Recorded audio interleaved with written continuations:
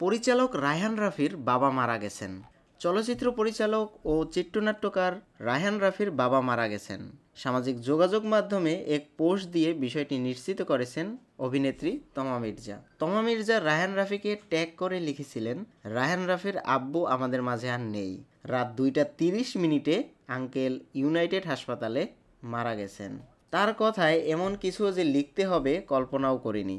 আঙ্কেলকে সিলেটে ওনাদের পারিবারিক কবরস্থানে আগামীকাল মঙ্গলবার দাফন করা হবে। শেষে তিনি বলেন, আন্টির জন্য, রাফির জন্য, আপুদের জন্য, গোটা পরিবারের জন্য সবাই দোয়া করবেন, যেন এই কঠিন সময়ে তারা ভেঙে না পড়ে। প্রসঙ্গত, রাফির পরিচালিত প্রথম চলচ্চিত্র ছিল পুরামন 2। এই চলচ্চিত্রের প্রধান চরিত্রে অভিনয় করেছে অভিনেতা সিয়াম আহমেদ এবং অভিনেত্রী পূজা চেরি। এই চলচ্চিত্রটি শ্রেষ্ঠ চলচ্চিত্র অভিনেতা ও শ্রেষ্ঠ চলচ্চিত্র অভিনেত্রী সহ মোট 4টি মেরিল প্রথম আলো পুরস্কার অর্জন করেছিল।